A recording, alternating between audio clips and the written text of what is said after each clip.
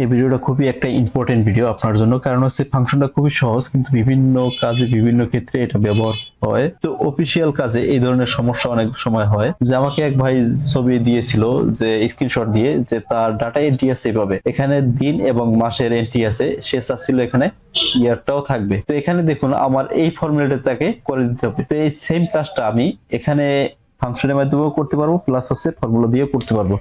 তো ফাংশনের মাধ্যমে প্রথমে কিভাবে করবেন সেটা আমি দেখাই। প্রথমে আপনি কলামটাকে সিলেক্ট করবেন, কন্ট্রোল শিফট চেপে ধরে হ্যাশ বাটনে ক্লিক করবেন। দেখুন এক ক্লিকে আমার হয়ে গেল, পুরো ডে মান্থ এবং ইয়ার চলে আসছে।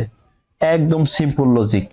এরপর যদি আপনার যদি এটাতে কাজ না হয়, অনেক সময় ম্যানুয়াল থাকে, এখানে ফরম্যাট ঠিক থাকে না, যদি না হয় সেক্ষেত্রে আপনি এরকমের টেক্সট ফরম্যাট দিয়ে করতে পারবেন। তো আমি এখান থেকে এই ফর্মুলাটাকে ডিলিট করে দেব। তো আমি এখান থেকে ফর্মুলাটাকে ডিলিট করে দেব, পুরো ফর্মুলাটাকে সিলেক্ট করলাম, সিলেক্ট করার পরে আমি এখান থেকে ডিলিট করে দিলাম। এখন হচ্ছে আমি এখানে যে টেক্সট ফর্মুলা দিয়ে এইটাকে করব, সেটা হচ্ছে প্রথমে ইকুয়াল সাইন দেব, তারপর লিখব টেক্সট। টেক্সট লেখার পরে আমি ট্যাব বাটনে ক্লিক করলাম, এখানে হচ্ছে ভ্যালু, ভ্যালু হচ্ছে আমার ডেট। এই ডেটটাকে আমি একটা ফরম্যাটে নিয়ে আসবো, এটাকে কমা দেব। কমা দেওয়ার পরে আমার এখানে বলছে টেক্সট ফরম্যাট। তো টেক্সট ফরম্যাটের জন্য প্রথমে আমরা নিয়ে আসবো হচ্ছে মান্থ। তো প্রথমে ডাবল কোট দেব। তো এইটাকে আমরা সেম কাজটাকে আমরা ফর্মুলার মাধ্যমে করতে পারি। এটার জন্য আমার যে কাজটা করতে হবে, আমাদের টেক্সট ফর্মুলা নিতে হবে। তো সর্বপ্রথম আমি ইকুয়াল সাইন দেবো, এরপরে লিখবো হচ্ছে টেক্সট। টেক্সট লেখার পরে আমি ট্যাব বাটনে ক্লিক করব। এখানে বলছে হচ্ছে ভ্যালু, ভ্যালু হচ্ছে আমি যে ডেটটাকে আমি একটা ফরম্যাটে নিয়ে আসবো সেই ডেটটাকে আমি সিলেক্ট করব। সিলেক্ট করার পরে কমা বাটনে ক্লিক করব। এরপর বলছে যে ফরম্যাট টেক্সট, আমি কোন ফরম্যাটের টেক্সটটাকে দেখতে চাই। সেজন্য আমার প্রথমে বলছিলাম যে ডে, এরপর হচ্ছে মান্থ। তো ডাবল কোট দেবো, এরপর হচ্ছে ডিডি লিখবো। ডিডি লেখার পরে ডিডি মানে হচ্ছে দুইবার ডিডি লেখার কারণে আমার দুইটা সংখ্যা আসবে দিনের জন্য। 30 দিনের যেহেতু মাস, আমার দুইটা সংখ্যার ভিতরে, তো এটাকে আমি ডাবল কোট দিয়ে দেবো। এরপর হচ্ছে আমি এন্ড সাইন দেবো।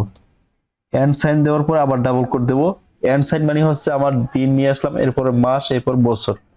তো এন্ড দিয়ে দিলাম, এরপর হচ্ছে আবার ডাবল কোট। ডাবল কোট দেওয়ার পর আমি একটা হাইপেন দিয়ে দেবো, যেহেতু আমি হাইপেন আছে আমার ডেট ফরম্যাটের জন্য। এরপর ডাবল কোট, এরপরে এন্ড সাইন দেবো। দেওয়ার পর এরপরে দেবো ডাবল কোট। এরপরে হচ্ছে মাসের আমার 3টে ওয়ার্ড নিয়ে আসবো, আগস্টের এ ইউজি যেন লেখা থাকে। তো এখানে 3বার এম লিখে দেব, বড় হাতের। বড় হাত ছোট হাত সমস্যা নেই, এখানে 3টে এম লিখে দেবেন। দেওয়ার পর ডাবল কোট, এরপর হচ্ছে এন্ড সাইন। এন্ড সাইন দেওয়ার পরে আবারও ডাবল কোট, এখানে আমি একটা হাইপেন নেব।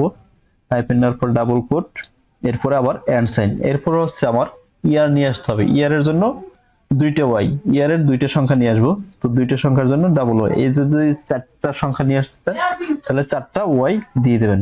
এরপর ডাবল কোট, এরপরে এন্টার দিয়ে দেবো।